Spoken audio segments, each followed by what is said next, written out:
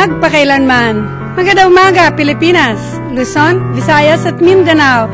I am Del Vitangcol. Welcome to Talita Kum Healing Mass on TV. Purihin ang Diyos.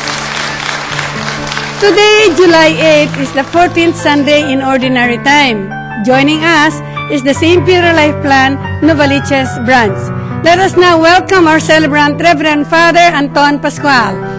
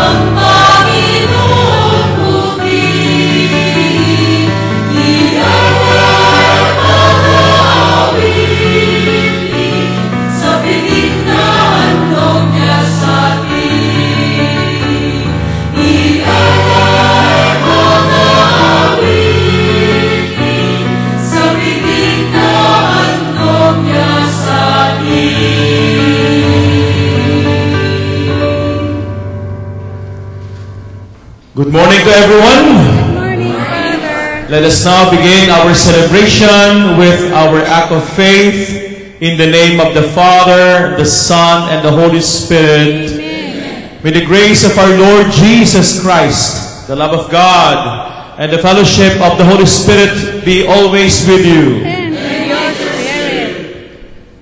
Tayo po'y pinagpala sa umagang ito na tinipon ng Panginoon upang muli tayong punuin ang Diyos ng grasya ng kanyang pagmamahal, pagpapagaling, at pagliligtas. Purihin natin ang Panginoon sa umagang ito. Let's give our clap offering to the Lord. Amen.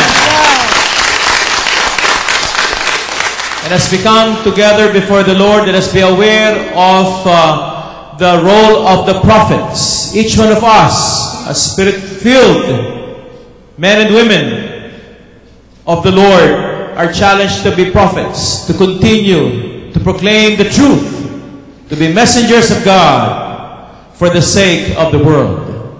And as we come together before the Lord, let us also bring all our intentions for ourselves, our family, especially for the poor.